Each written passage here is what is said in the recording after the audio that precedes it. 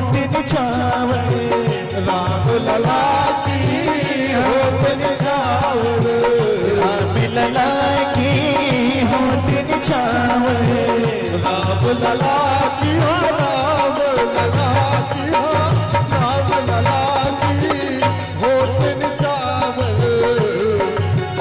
दधि माखन धन गैया अवध में बाजे बधैया, जन्म लियो चार भैया अवध में बाजे बधैया, जन्म लियो चार भैया अवध में बाजे बधैया, जन्म लियो चार भैया अवध में बाजे बधैया, जन्म लियो चार भैया अवध में बाजे बधैया, जन्म लियो चार भैया अवध में बाजे बधैया, जन्म लियो चार भैया अवध में बाजे बधैया, जन्म लियो चार भैया अवध में बाजे बधैया, अवध में बाजे बधैया, अवध में बाजे बधैया, अवध में बाजे बधैया, अवध में बाजे बधैया, अवध में बाजे बधैया। बोलिए राघवेंद्र सरकार की जय हो। पावन आनंद की अनुभूति प्राप्त हो रही है अयोध्या के धाम में। वैकुंठ के राजा अनशन सहित प्राप्त हो चुके हैं अयोध्या वासियों के आंगन में। आनंद की तो क्या बात। शिव जी कहते हैं कि देवी मैं आपसे क्या बात कहूं, मैं एकाक वसुन सहित भगवान के इस बाल रूप का दर्शन करने के लिए स्वयं गया। मैं बन गया योगी यति, गलियों में शोर मचाया, भिक्षा की, आह भरा। उसी समय प्रभु ने अपने वाणी में रुदन भरा। सभी हैरान हो गए, कोई की नजर लग गई। एक सखी ने कहा चलो हमारे लाला को झाड़ा दे दो और श्याम सुंदर राघवेंद्र का दर्शन पा, मेरा जीवन कृतार्थ हो गया। और देवी जब भगवान थोड़े बड़े हुए, अन्नप्राशन संस्कार हुआ है, अब प्रभु का नामकरण संस्कार हो रहा है। बच्चों बैठो, कथा सुनो, कार्य करता हूं। आज भगवान की ऐसी कृपा हुई, ब्राह्मण देवता गुरु वशिष्ठ जी आए हैं और कहते हैं कि आज नामकरण का सुंदर अवसर अब आंगन में प्रकट होना चाहिए। बहनों थोड़ा सा ये उत्पात में शांति दो, ठीक ना, अच्छा नहीं लग रहा। बच्चों ये फूल मारना कल का काम, कल फूलों की होली होगी, थोड़ी सी शांति दो। प्रेम से बोलो जय श्री राम। आज राघव के दरबार में कोई एक दूसरे को फूल ना मारे, शांति से सहयोग से कथा में दान दें, शांति का। आज भगवान की कृपा, चारों पुत्रों का गुरु वशिष्ठ जी नामकरण कर रहे हैं। गुरुदेव चारों पुत्रों का नामकरण आप कीजिए। गुरुदेव कहते हैं इनके नाम अनेक अनुपा, इनके नाम अनेक अनुपा, मैंने कहा सुमति अनुरूपा,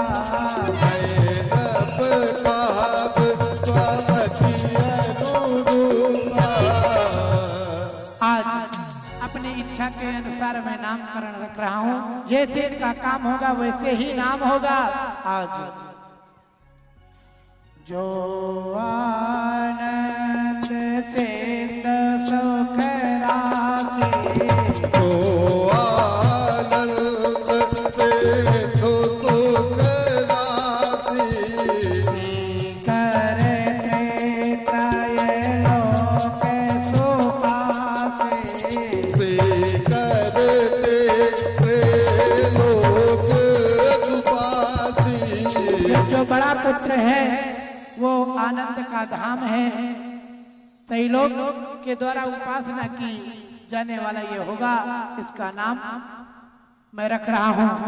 सो के धाम राम ऐसे नामा, सुख धाम राम अस नामा, अखिल लोक गायक विश्रामा, अखिल लोक दायक विश्रामा। बोलो राघवेंद्र सरकार की जय हो, श्री रामचंद्र की जय हो। पहले पुत्र का नाम क्या रखा गया? आप नहीं बोलोगे, क्या रखा है? क्या? जोर से बोलो। पीछे वाले तो कह दिए हम नहीं बोलेंगे, चलो पीछे से आवाज आना चाहिए। क्या रखा? हो गया अपना काम आज का। आज भगवान की कृपा दूसरे पुत्र का नामकरण हो रहा है। बेस भरण पोषण कर जोई, विश्व भरण पोषण कर जोई, आकर नाम भरत यस होई, आकर नाम भरत अस होई।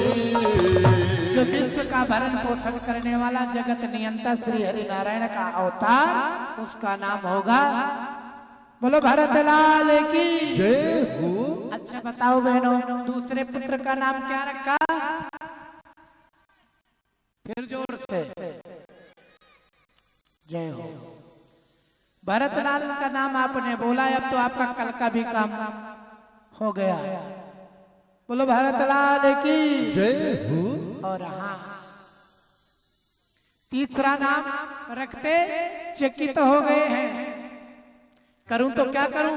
ये लखन लाल इतना चंचल है, चटकीला मटकीला छबीला अठीला क्रोधी, रे भैया गोरा, इसका नाम कहां से लाऊं? थोड़ा सोचूं। लाओ छोटे वाले का नाम कर देता हूं।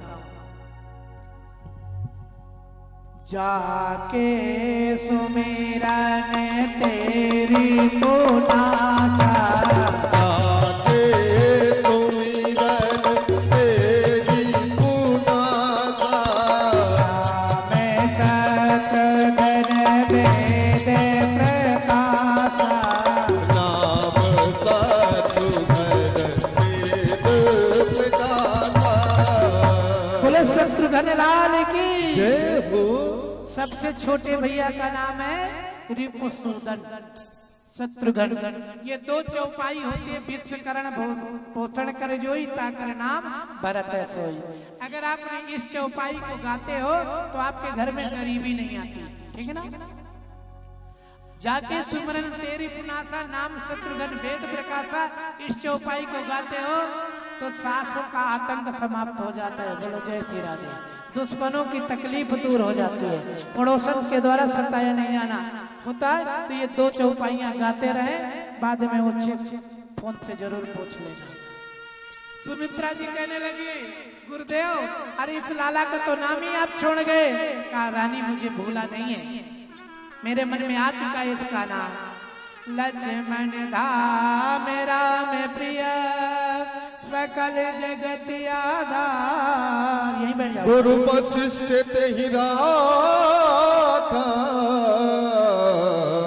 लक्ष्मण नाम उदार। बोलो लखन लाल की जय हो। अच्छा बताओ तीसरे पुत्र का नाम क्या रखा? जोर से बोलना पड़ेगा। लक्ष्मण। चार चार पुत्र आंगन में डोल रहे हैं। कुछ समय बीता है, एक दिन मैया पालने में सुलाई है। परमात्मा का दर्शन मंदिर में हुआ। जैसे घंटी बजाई कौशल्या मैया ने, भगवान उठ करके भोजन पाने लगे और देखा आंख खोल के कि तो राघवेंद्र सरकार पालने से कैसे नीचे आ गए और भोजन कर रहे हैं। मैया विस्मित हो गई। भगवान कहने लगे मर गए, काम बिगड़ गया। अगर ये मैया मुझे भगवान समझ लेगी तो मुझे भी यही भगवान में बैठा देगी। ये जो अंजन मंजन तेल साबुन चल रहा है ना सेवा, ये भी बंद होवे को अच्छा, मैया की विस्मित मन कर दिया भगवान पालने में। मैया कहती है यहाँ वहाँ दुई बालक देखा, मत प्रेम मोर किया ने भी सीखा, या मेरे से ही भूल हुई है कि परमात्मा की ऐसी झांकी है। कुछ दिन समय बीता है, एक दिन उस रघुबर चरित्र को देख करके आगे आगे मेरे राघव, पीछे पीछे श्याम सुंदर। पिता की उंगली पकड़ लेते, कभी छोड़ देते, ठुमक ठुमक चलते रघुवर। पाँव में पैजनियां बंधी है, पीत जंगुलिया लगी है, तन में चढ़ी है, करधनी बंधी है, ठुमक चलते मेरे राघव पावन कर रहे हैं दशरथ जी का आंगन। मंगल भवन अमंगल हारी, मंगल भवन अमंगल हारी, बाहो सोबत रात अजीर बिहारी, प्रभु तो दशरथ अजीर बिहारी।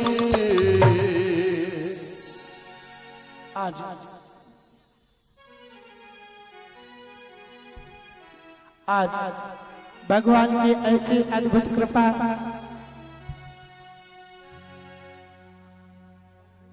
आज भगवान की ऐसी कृपा हुई, बाल लीला का दर्शन करके जीवन को धन्य कर रहे हैं मेरे परमात्मा दशरथ और चारों पुत्र। जैसे भोजन करते हैं उसी समय कभी भगवान दोनों हाथों से भक्षण करते हैं, कभी जमीन में गिराते फिर उसको खाते हैं। पुरमदिक लीला के देख आनंद को पाते हैं। धीरे धीरे समय आया है, उनकी शिक्षा विद्या अध्ययन के लिए भेजा गया है।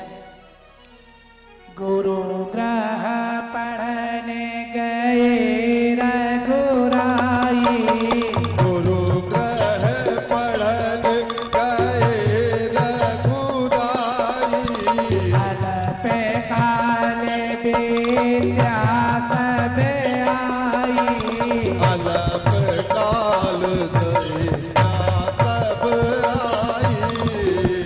थोड़े ही समय में विद्या की प्राप्ति हुई है।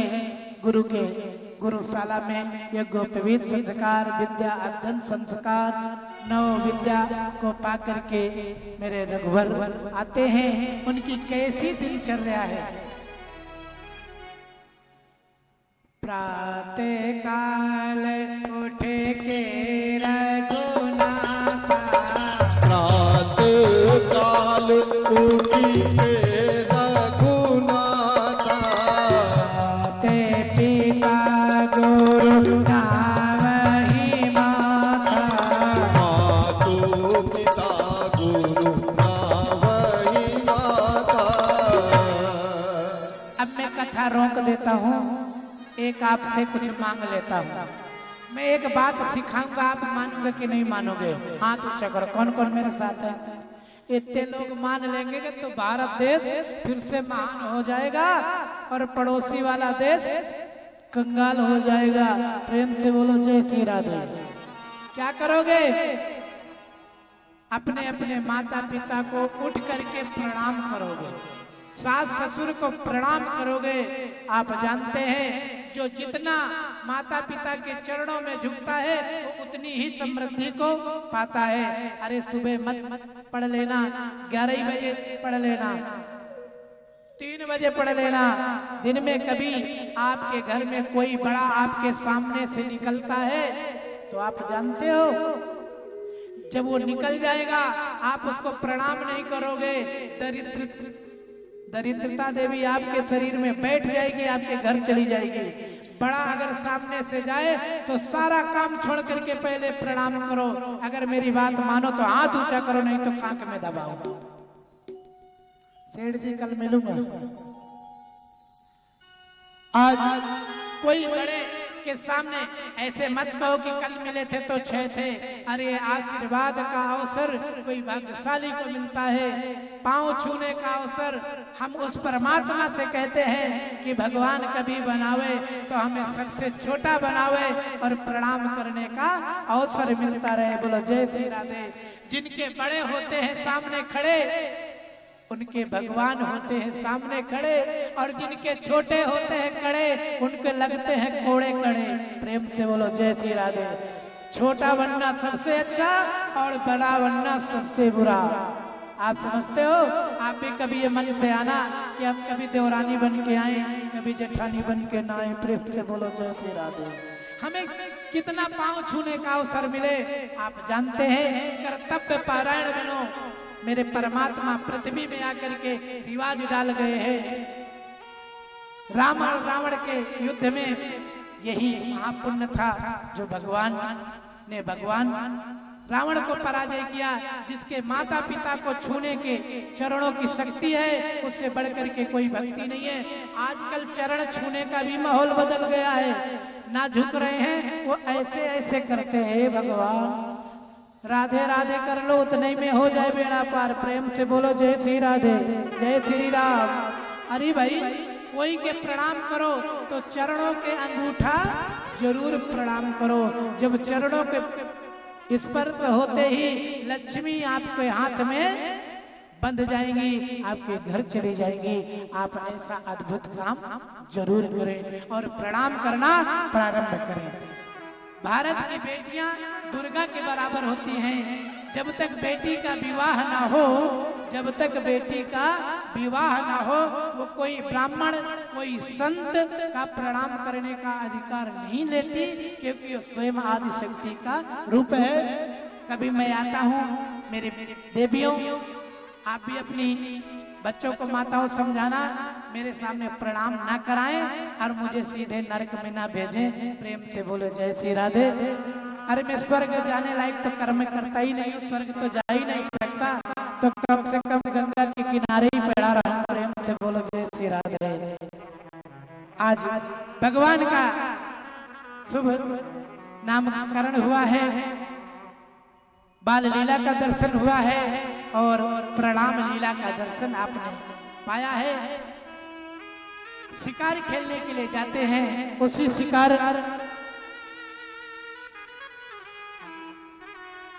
आज उसी समय भगवान की ऐसी अद्भुत कृपा होती है।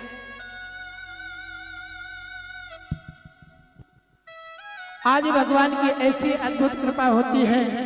उसी जो मृग भगवान के बाण से मारे जाते हैं, वैकुंठ को जाते हैं।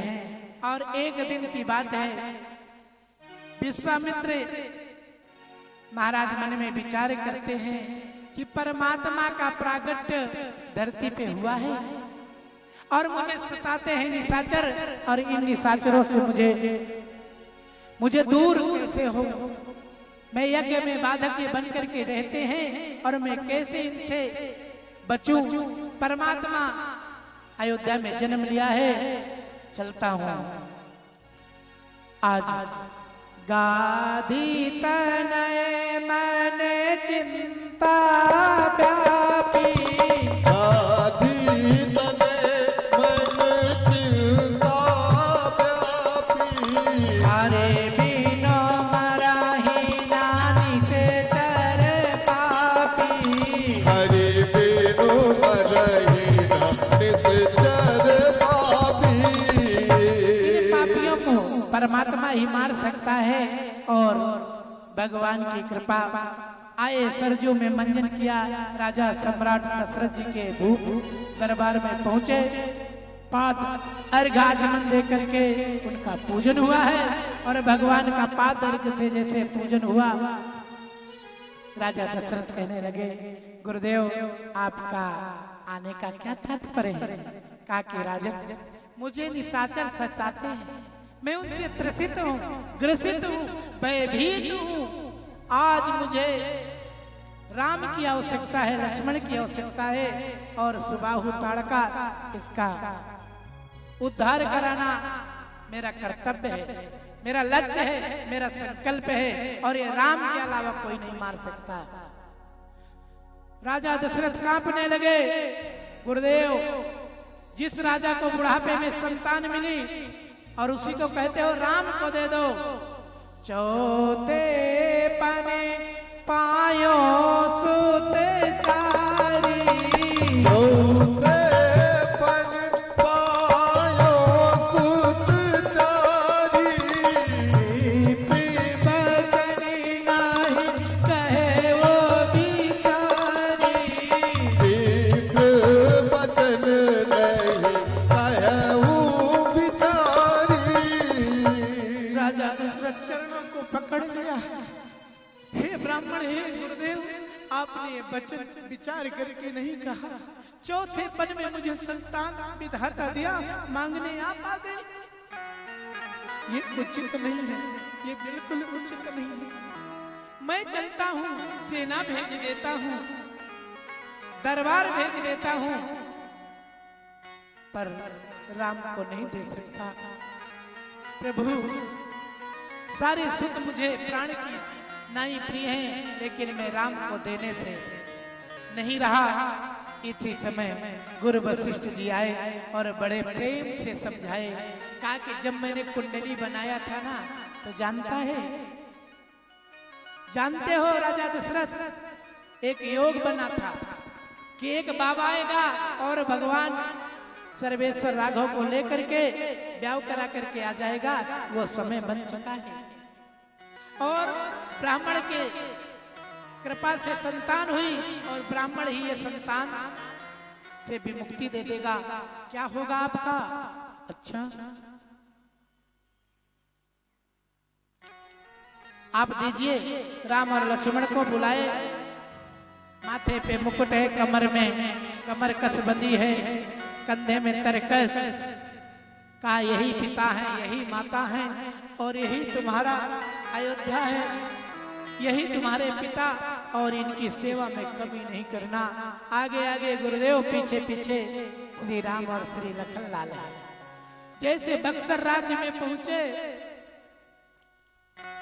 ताड़का ने देखा, अरे ये गुलगुले कहां से आम लटके हैं। अरे एक गुरु के साथ सुंदर दो चेले, इनको ही समेत खा जाऊंगी।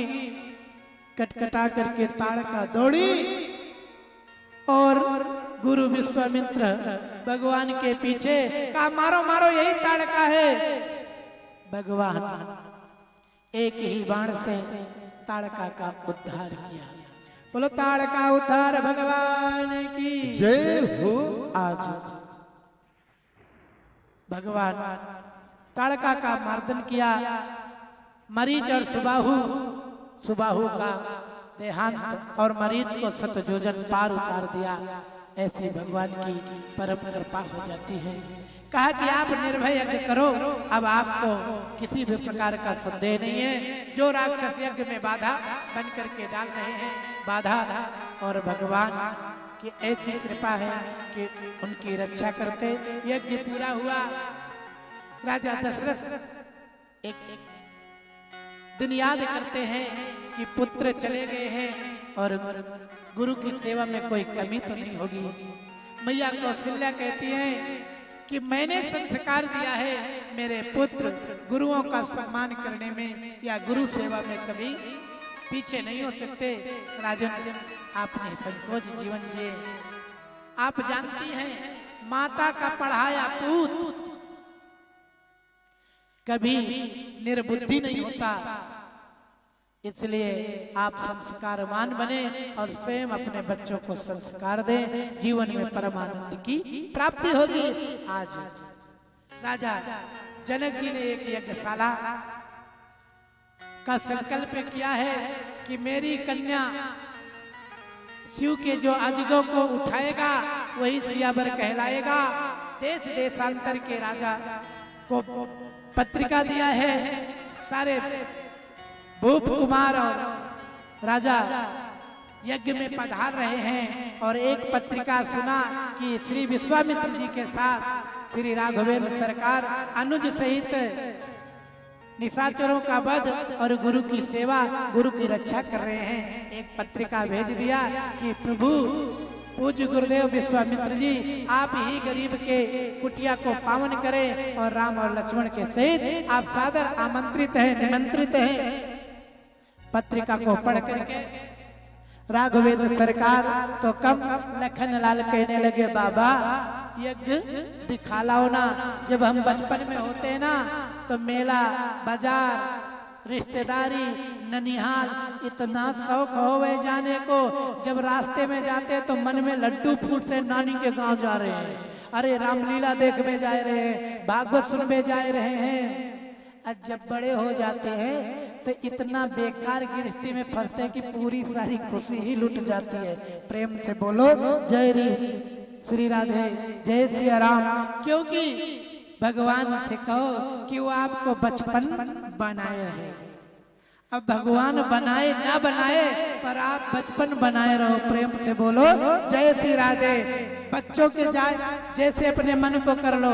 कोई बात कहे उसको उस समय जवाब न दो, बाद में दो। कोई बात कहे सुन के चले जाओ, कुछ बिगड़ने वाला नहीं है। कोई दे दे तो प्रेम से खा लो। क्योंकि आजकल बहनें पड़ोसन के घर जाती, दीदी थोड़ा चाय पी लो, नहीं नहीं अभी अभी पी के आई है, दोबारा फिर वो देते ही नहीं। प्रेम से बोलो जय श्री राधे। ना उसकी आदत बिगाड़ो ना अपनी बिगाड़ो, जब कहे तब थोड़ा सा ले ही लो। प्रेम से बोलो जय श्री राधे, ताकि वो जुड़ी रहे अपने से खाए पिए की तैयारी पे। आज बचपना से जीवन जियो, क्योंकि आप जानते हो जब बच्चे होते हैं अपने घर में भूखे नहीं होते। अब पड़ोसन के घर गए तो कहेंगे हम खाएंगे हम खाएंगे। हे भगवान, हम तो छोटे छोटे थे, एक हमारे पड़ोस में भौजी थी, वो दुकान रखी थी। दोपहर में पूरी महिला मंडल की झुंड वहीं इकट्ठा हुआ करती, उसमें हमारी माँ भी जाया करती। उस सभा में सभासद थी, दुनिया की बातें करती, इसकी उसकी बुराई करती। जब उनकी दरबार बढ़िया चंग में आती तो एक हमारे भैया थे, हम सिखाते कि अब माँ को कहो कि चल घर चल घर, तो भौजी तुरंत पार्ले बिस्कुट देगी। जैसे हम कहते चलो चलो, खाते पीते। क्योंकि बचपना एक ऐसा है कि जीवन में जो मिल जाए उसी में आनंद की प्राप्ति होती है। खाए पीने की बड़ी मन की इच्छा होती है। अपना जीवन बचपना से जोड़ो, कभी अपने आप को बूढ़ा मत सुधरो। और ये भैया बूढ़े बन जाते हैं, मेरी बहनें तो कभी बूढ़ी बनती नहीं। प्रेम से बोलो जय श्री राधे। एक ट्रेन में सफर कर रही थी 4 बहनें। एक कहती है क्यों बहन मेरी एज ज्यादा दिख रही का? कोई नहीं बहन, तुम तो 30 की लागो। कहा कि बहू कब आई है? का इसी साल आई है। अब वो 30 की लागे, बहू भी आ गई है। ठीक है भैया, जल्दी शादी हो गई होगी, हो गया होगा बहू। एक कहती है बहन मैं तो 22 साल की हूँ। अरे एक कहती मैं तो 18 साल की हूँ। एक कहती मैं तो 16 साल की हूँ। अब वो सब 44-45 साल की बुढ़िया है, लेकिन अपने को सब 20 के अंतराल में चल रही है। एक बाबा ट्रेन में लोट पड़े, क्यों क्यों क्यों क्यों करके रोने लगे। एक अम्मा जी ने कहा कि क्यों बाबा रो रहे हो? कहा मैं अभी पैदा हुआ हूँ। कहा मैं अभी पैदा हुआ हूँ। कहा जब तुम्हारी उम्र इतनी कम हो सकती तो मैं और अपनी कम कर लूं। आज ऐसा जीवन है तो मेरे भैया तो बड़े बूढ़े हो जाए, मेरी बहनें तो कभी न बूढ़ी हो। प्रेम से बोलो जय श्री राधे। आज भगवान की कृपा, आज बाबा जा रहे हैं यज्ञशाला की ओर, धनुष यज्ञ की तैयारी पे आगे आए हैं। देखा एक आश्रम है जहां निर्जन है, कोई नहीं, सुनसान है। ये माँ अहिल्या का, ये जो हमारी इंदौर की रानी अहिल्या है, ये राज रानी अहिल्या है। ये शिव जी की भक्ति किया है, इन्होंने तप किया है, इसलिए इनका नाम आज भी चलता है। और ये माँ अहिल्या दूसरी हैं जो गौतम मुनि की पत्नी है और हनुमान जी की सगी नानी है। हनुमान जी की सगी नानी है, इनके अंजना नाम की बेटी है, हनुमान जी की माँ बनी। आज ये गौतम ऋषि की पत्नी अहिल्या बड़ी सुंदर थी। इंद्र ने देखा मैं भोग करूं, पति का भेष बना करके, चंद्रमा को मुर्गा बना करके प्रातः काल का संकेत दिया।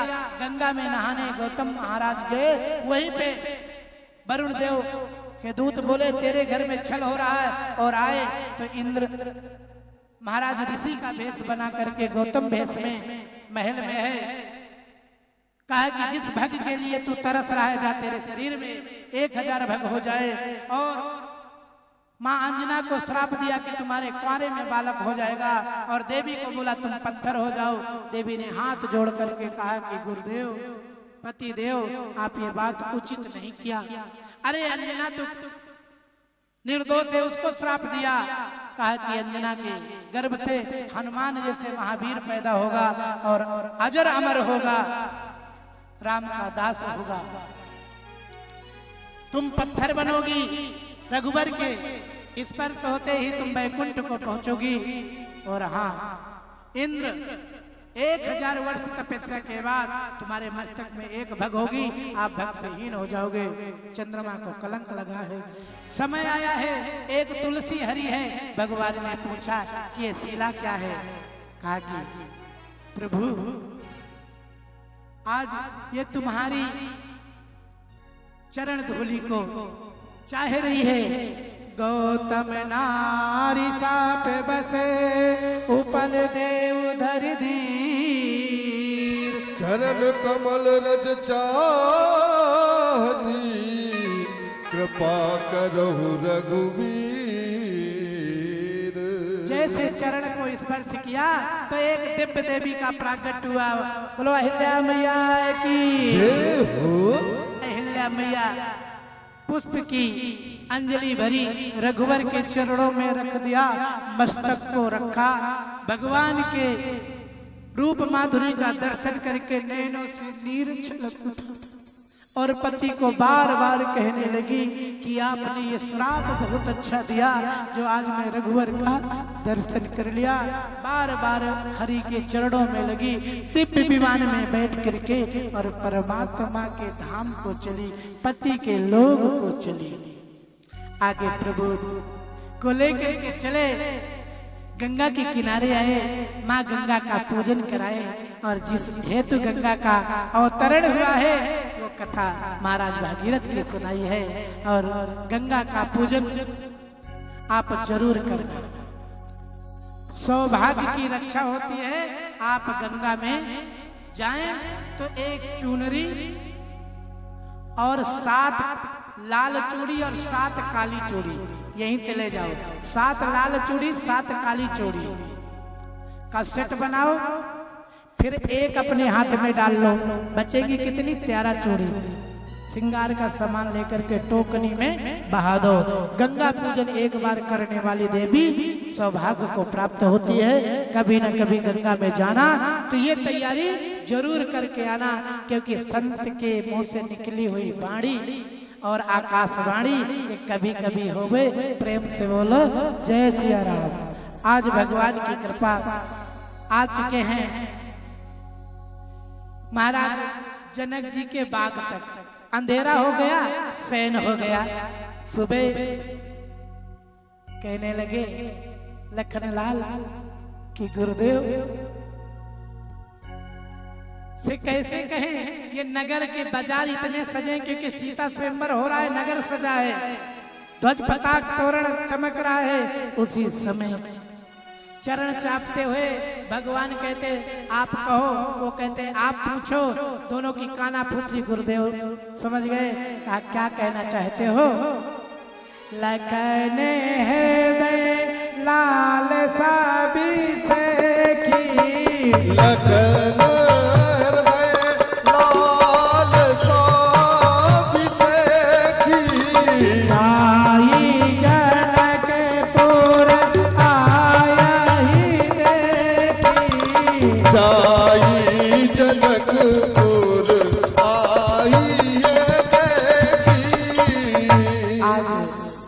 लखनलाल के हृदय में लालसा हुई जनक देखने की, जनकपुर देखने की इच्छा है। कहा कि जाओ, आप अगर देखना ही चाहते हो तो जाओ। इसी समय मिथिलापति आए हैं, गुरुदेव का पूजन किया है पादर्घ से और कहा गुरुदेव आकर के आप मेरे इस राजा दास की कुटिया को पुनीत करें। आपके लिए एक सुंदर सा रंगमंच अलग से बना है, आप उसी में बैठेंगे। और हाँ, दूसरी बात यह है, आप राम और लक्ष्मण के साथ आए, ये कौन है? कहा ये महाराज अयोध्या के सम्राट राजा दशरथ के पुत्र हैं। बड़े का नाम है राम, छोटे का नाम है लखनलाल। आज चल दिया है मिथिलापुरी धाम की ओर और मिथिलापुरी को पावन कर रहे हैं। जब मिथिलापुरी के लोग जैसे देखा कि राम और लक्ष्मण आज नगर भ्रमण कर रहे हैं, सारी सखियां झरोखों से देख रही हैं। उस झरोखों में सखियां देख रही हैं, राघवर का दर्शन थोड़ा सा होता, देख रही हैं कैसे श्याम सुंदर का दर्शन होवे। आज भगवान की ऐसी पावन कृपा हो रही है। एक सखी ने कहा, कहते पुष्प की वृष्टि करो तो ऊपर दिखते हैं पुष्प, लेकिन राघवेंद्र इतने शर्मीले हैं, कौन देखे, वो तो नीचे जा रहे हैं। मेरे कन्हैया होते तो वो नीचे वाले पुष्प ऐसे मारने लगते कि आ जाओ ना, प्रेम से बोलो जय श्री राम। राम मेरे राम हैं। आज पूर्ववासियों को अपने रूप माधुरी का दर्शन कराया है। कुछ ने देखा, कुछ बाकी रह गए। भगवान की सुंदरता की चर्चा होती रही। आज भगवान की कृपा, अब तो धनुष यज्ञ की लीला चल रही है। देश देशांतर के राजा धनुष भंग करने की तैयारी में बैठे हैं। कहते हैं कि बेटी स्वयं गिरजा का रूप होती है और जिस दिन से उसका विवाह हो जाता है तो लक्ष्मी का रूप हो जाती है। तो गिरजा रूप को त्यागने के लिए, लक्ष्मी रूप धारण करने के लिए पार्वती अम्बा जगदम्बा का पूजन करना होता है। चल दिया है। मैया ने कहा कि जाओ भवानी का पूजन करा करके ले आओ। तो सीता जी की सखियां कौन कौन है? पहले सीता जी की सखियां तो देखे, कौन कौन है सीता जी की सखियां? बन जाओ, 100-200 तो बन जाओ। अच्छा, ऐसे नहीं होता। जब सखियां बनोगे तो सुंदर सुंदर मटकते रहो, खड़े होके, नहीं तो बैठ करके तो कंजूसी ना करें। क्योंकि सिया की सखी वही जो सिया के विवाह में आनंद को लूटे। आज मनोहर गीत गाती हुई सखियां गिरजा मंदिर की ओर आ रही हैं।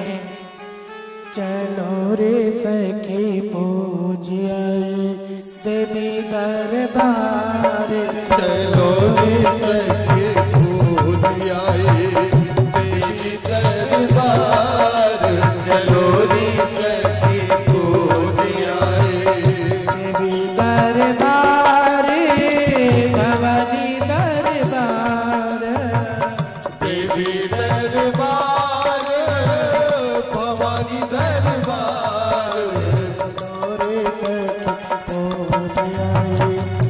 देवी दरबार, चलो रे सखी पूजिए देवी दरबार, चलो रे सखी पूजिए। कौन चढ़ावे मैया ध्वजा नारियल, कौन चढ़ावे मैया ध्वजा नारियल, कौन चढ़ावे फूलहार, चलो रे सखी पूजिए देवी दरबार, चलो रे सखी पूजिए।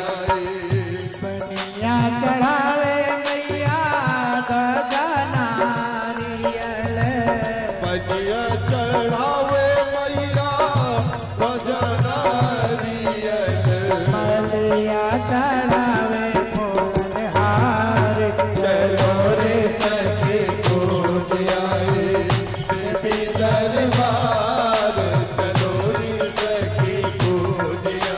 राधे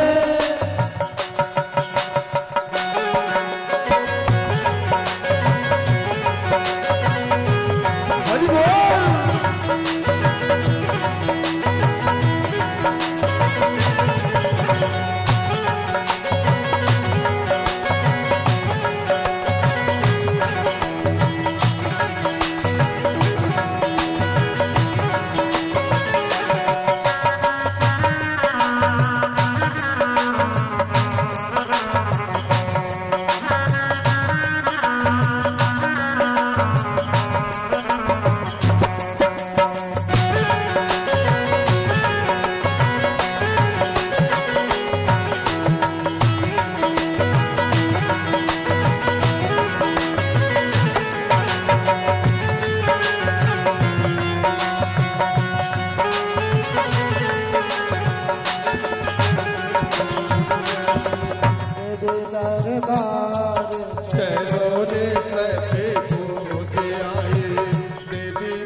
दरबार चलो रे सखी पूज आए कौन चढ़ावे मैया लाल चुनरिया कौन चढ़ावे मैया लाल चुनरिया कौन चढ़ावे हीरा हार चलो रे सखी पूज आए देवी दरबार चलो रे सखी पूज आए देवी दरबार चलो रे सखी पूज आए देवी दरबार चलो रे सखी पूज आए आज मनोहर गीत गाती सखिया कोयल को लजाती कंठ कोकिला सखिया मैया का चिंतन करती आराधन करती आज गिरजा मंदिर की ओर जा रही हैं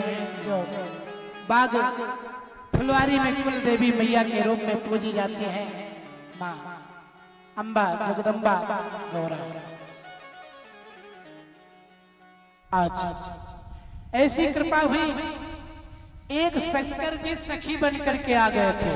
शंकर जी को भाई कोई ना छोड़ो, शंकर जी जाने क्या बन जाए, कहो सखी बन जाए, कहो सखा बन जाए, मदारी बन जाए। तो आप भी शंकर जी के जैसे रहो, कभी सखी बन जाओ, कभी सखा बन जाओ। स्वयं एक चतुरा नाम की बड़ी सयानी सखी बन करके थोड़ी सी मोटी हैं और आ चुकी हैं, लेकिन वो सखियों मंडल से अलग हो जाती है।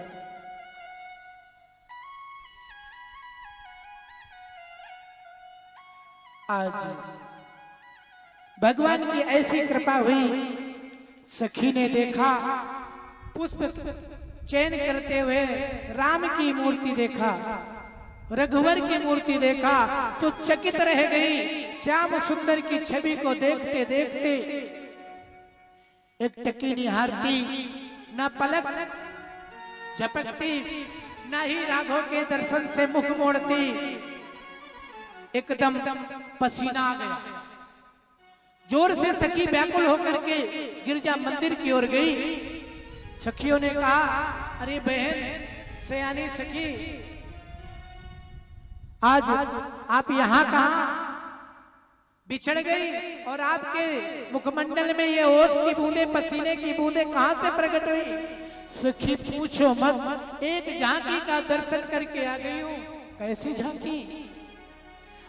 दो मूर्ति फुलवारी में घूम रहे, कैसे हैं? इंद्र जैसे, भगवान विष्णु जैसे, कोई देवता नहीं कि मैं उनकी बराबरी दे दूं। सुंदरता से भी सुंदर मेरे श्याम सुंदर है, और हाँ जो गौर वर्ण है वो तिरछी चितवन वाला, वो भी बड़ा सुंदर। और सखी मैं कहूं क्या, वो जो सांवली सरकार दर्शन करते उस मूर्ति सभी हो जाते हैं वार, उसी मूर्ति में सब अपने को तन मन वार देते हैं। कहा कि तूने अपने वस्त्र अस्त व्यस्त कर लिया। कहा बहन मैंने तो उसको सिया का साजन मान करके आ गई। कहा कैसे? मैं जाऊंगी मैया सुनैना से कहूंगी, मैया ये स्वयंवर बंद, रघुवर से आज विवाह होगा, नहीं होगा तो मैं जोर से चिल्ला करके पांव पकड़ के राजा जनक जी से कहूंगी कि कोई नहीं, विवाह तो मेरे सांवली सरकार से होएगा। कहा कि बहन राजा का प्रण साधारण प्रण नहीं होता, ये नहीं हो सकता। सखी कहती है कि तू कैसे बावरी हो गई है? कहा बावरी नहीं, मैं तो संकल्प कर लिया कि मेरा सिया से जब विवाह राम से होगा तो मेरा निश्चित है, मैं अवध में दुल्हन बन के अपने आप चली जाऊंगी और वहीं सेवा करूंगी। वो रघुबर दुल्हन नहीं बनाएंगे, वहां नहीं ले जाएंगे, पीछे पीछे जाकर के उनके बाहर ही रह करके आनंद दर्शन करूं, अपने जीवन को कृतार्थ करूं। मैंने संकल्प कर लिया है। आज सखी व्याकुल है, भूल गई है सिया साजन को देख करके। सिया सजना को देख के भुलाए गई रे सिया सजना को देख के भुलाए गई रे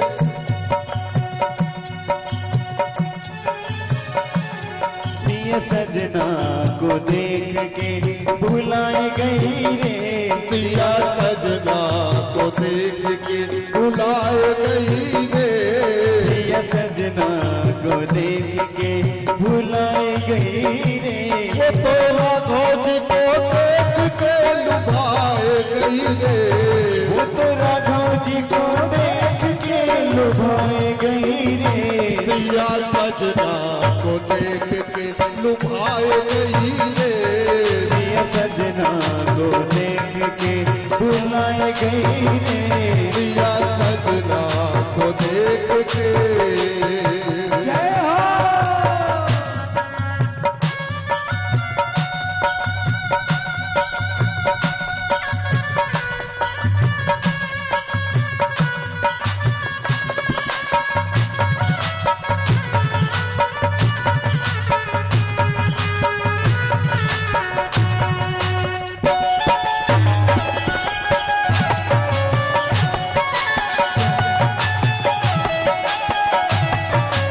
तालियां बजाते रहो।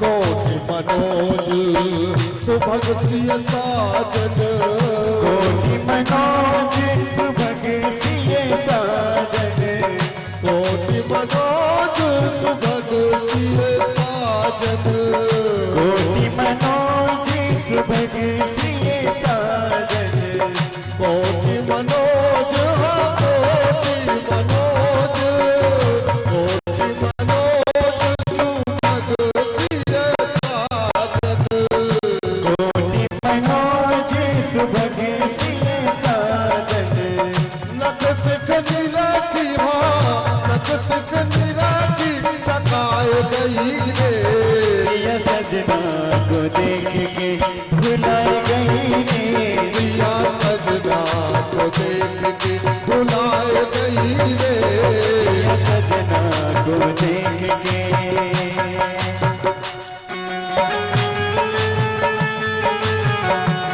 जय हो।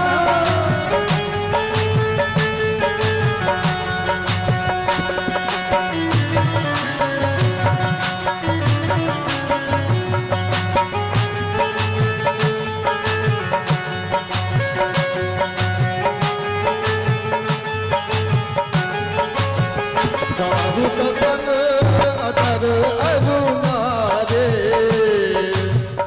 दारू दसन अदर अरुणा रे दारू दसन अधर रुना रे दारू दसन दारू दसन दारू दसन अदर अरुणा रे दारू दसन अधर रुना रे मुस्कान